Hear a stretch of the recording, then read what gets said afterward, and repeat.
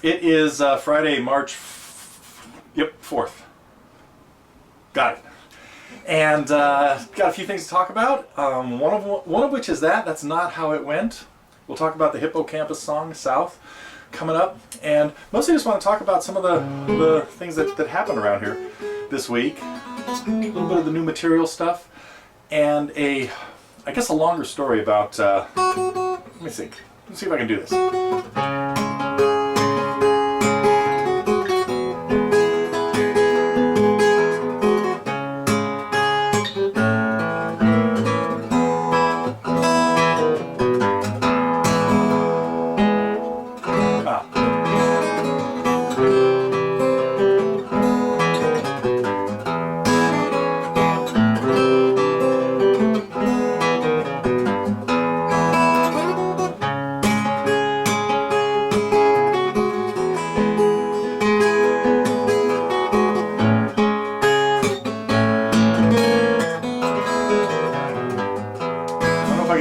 Let me think about this.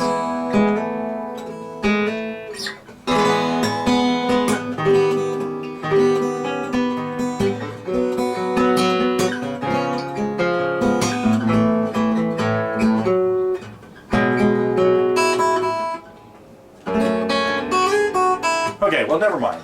I guess that's not going to make such a great instrumental. But what a great song! I got to tell you a story about It Won't Be Long and how it popped up all of a sudden. And when I'm thinking, we have enough Beatles songs up here. Do we need any more? I was driving home last week and just coming home from the store or something, and on the shuffle play in my car, this song pops in, and I pay attention to it for like the first time in a long time, partly because we had all this ear training stuff going on. It got me in the mode of listening to stuff, and while I hear it, see if I can figure out what's going on. And most of the time, I can usually get it, but every once in a while I hear something that I think, wow, I'm not exactly sure what's going on there.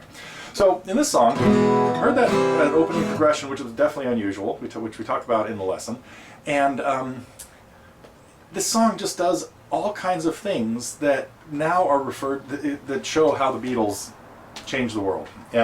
From chords that don't go together, to phrases that don't match up, that are not in blocks of four, to starting off a song with the chorus, to having a part that sounds like a verse but just really unusual chords in what I guess I would really end up calling the bridge there. And so I had most of the song figured out. When it got to the A chord, I thought it was kind of, this is before I got home and got to mess with the guitar. Figured it was going to like a diminished chord, but I was kind of hearing this really dissonant note. What the heck were they thinking? But the part I wanted to get to was this, the section where the melody is, wait, let me think here. That little part, I couldn't get for the life of me until I brought out the guitar, and I thought, wow, I'm hearing this descending thing that sounds like a major seventh, just like in Something and stuff like that. And then I realized it was descending in thirds through a whole series of chords, keeping a note in there. I'm making this story way too long. Needless to say, I left that little session of figuring out the chords, just in awe of what these guys put together when they were 22 years old, 1963, 23, I guess, for John and Paul. And it was just a perfect example of how they changed everything, and how songwriters then, like Al Stewart and everybody else, came along saying, okay, well, it's okay to use chords that don't fit. I'm in G, but I'm going to start a section in B flat, because that's what they did in... well, anyway, okay. Enough of my Beatles rant. What else did we have this week? So we had It Won't Be Long. Look at Sandy playing a little bit more Desperado for us. And...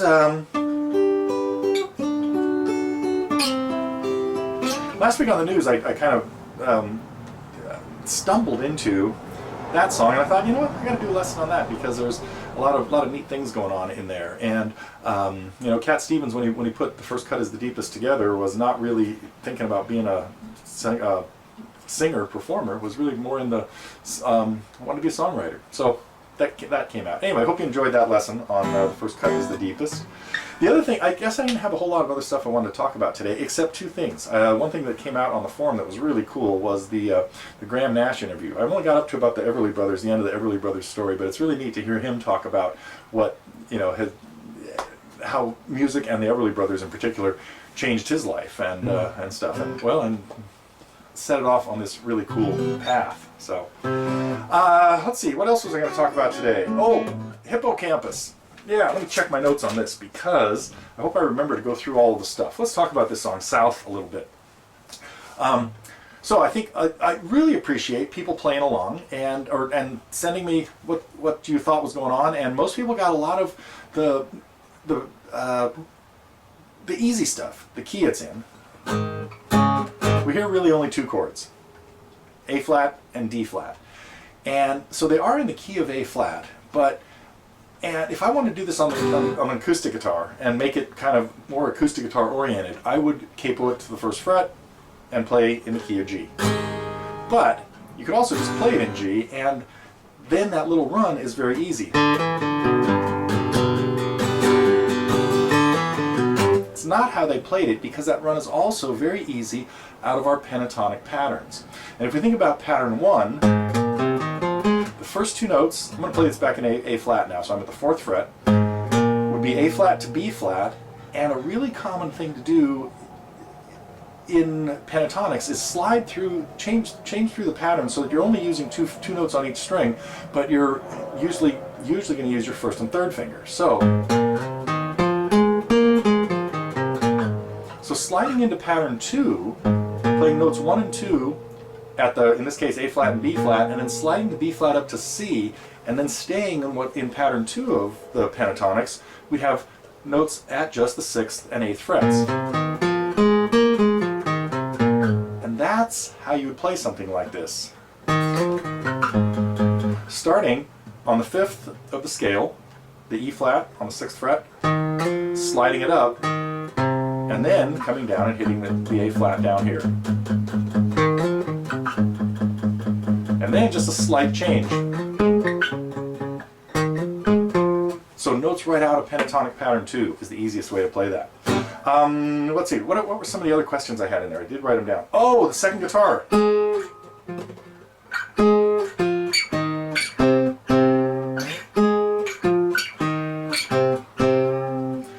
Really interesting, or common and cool effect, playing notes an octave apart.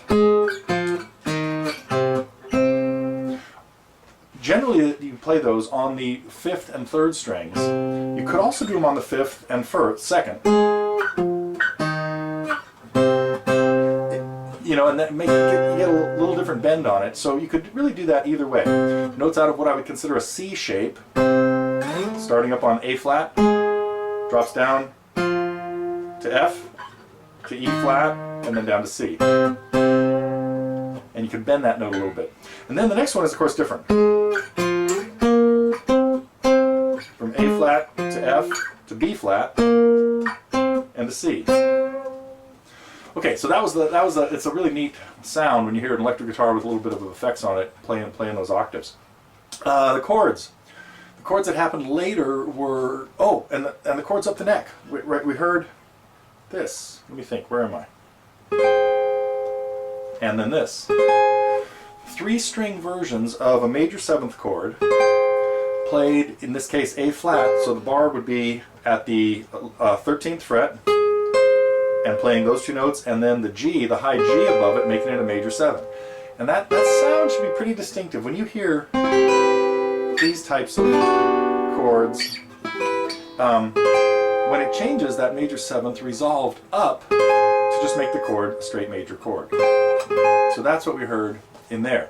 There are major 7th chords later on. Oh no, those are the ones that happen at the end. I'll save those for later. At one point, the bass went to, I can't remember whatever time that is that I put down in the questionnaire, or questions part. The bass moved to the 3rd of the chord. So following our, Sandy's and my discussions about basses and everything else, playing roots and fifths, that's that's what it sounds like when you go to the third of the chord, and it's usually used as kind of a leading tone that's taking you into the root of chord 4. Another place you've heard this is this.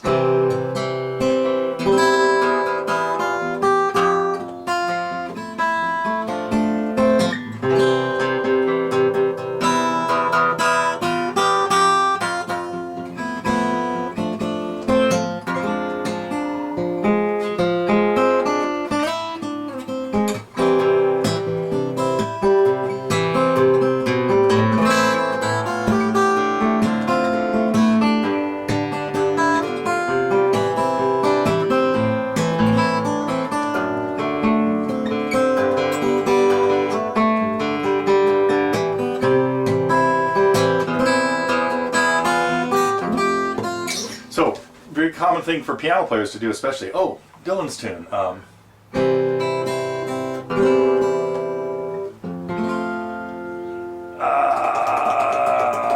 not going to be able to remember the name of it. Somebody's got it though, probably. Wait a minute. How much longer should I think about this? It's the early song. Never mind. Okay, what else happened in there? Oh, the chords at the end. Really cool voicings. The 4th-string major 7th chord, again I'm at A flat here, but if we're doing this in G, you could do it here at the 3rd fret. The 4th-string voicing for a major 7th, that commonly used in jazz, is with your first finger on the root, the 4th fret, the A flat, then your 3rd finger on the 5th fret of the D string, that's the major 7th. Really dissonant by itself, but it's tempered a lot with the addition of the 3rd C on the 5th fret of the G string, and the E flat on the 4th fret of the B string.